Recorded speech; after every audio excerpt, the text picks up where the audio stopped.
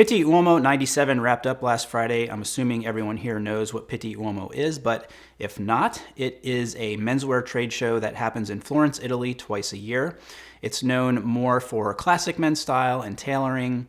Over the years, it has become the gathering place for well-dressed and stylish gentlemen from all over the world, and gained a little bit of a reputation for those attention seekers, also known as the Pitti Peacocks. So last year I did a reaction video to some of the Pitti street style roundups that you see across the internet from various publications, and I was considering doing the same thing this year, but instead I've decided to do something a little different, and that is to just curate some of my favorite looks that I saw as a spectator from my phone.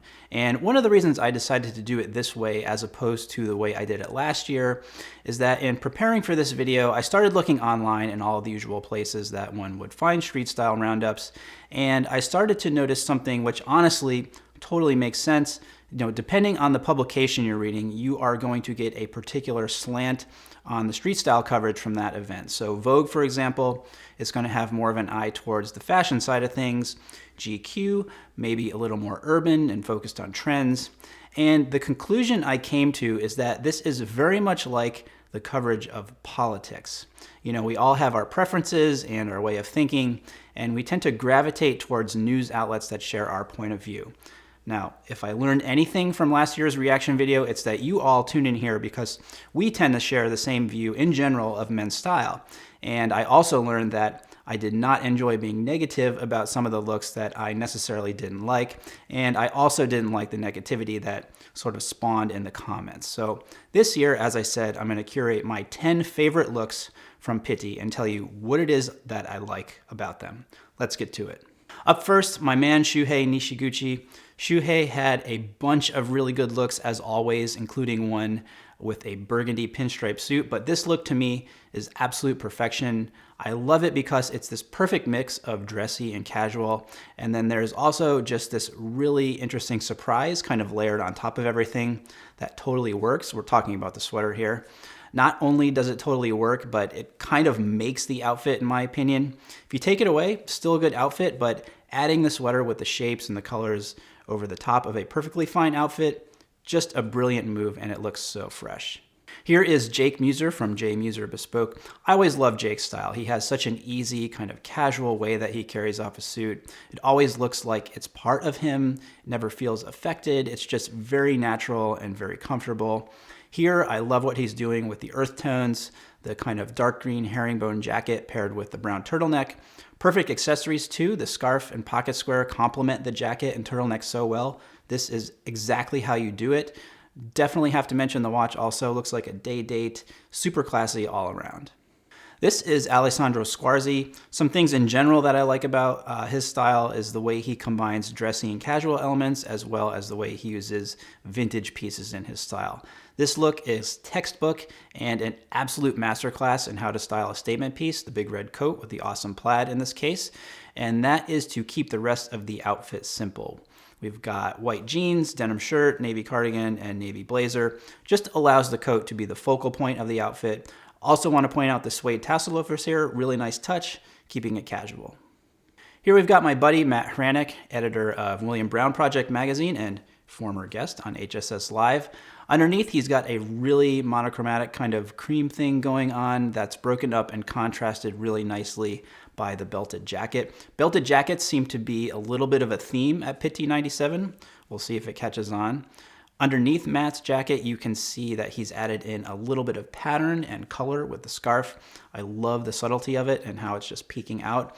And then really great coordinated accessories with the tote, sunglasses, and suede loafers.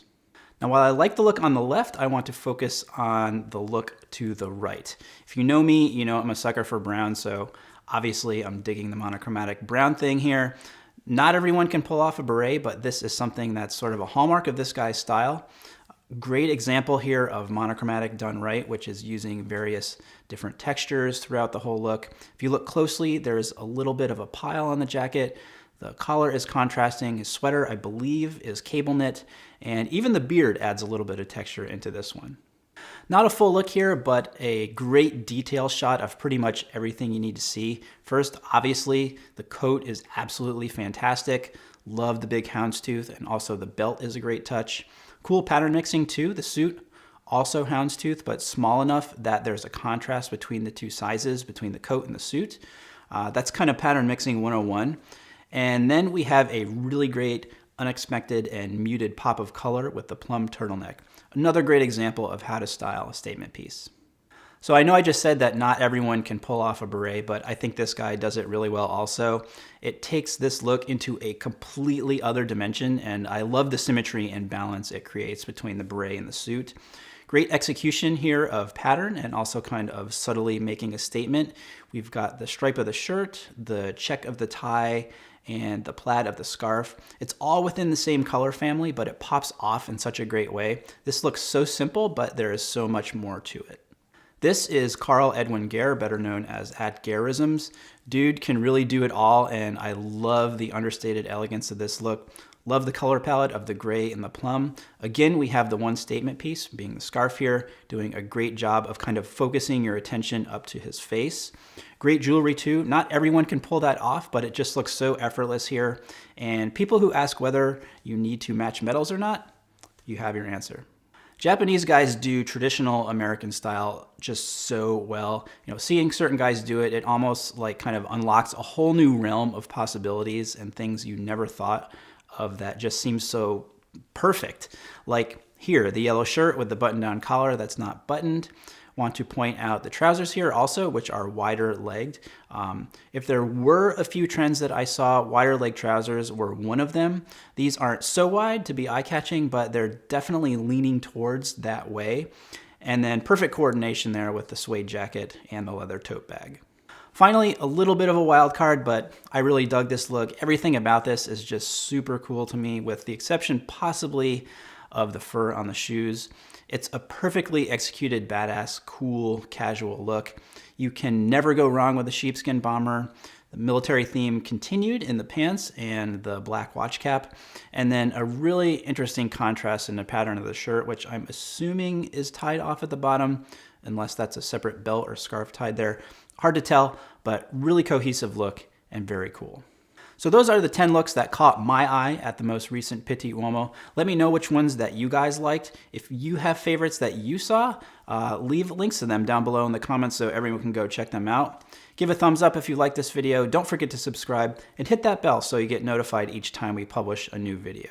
That's all for now. Until next time, thanks for watching and stay tailored.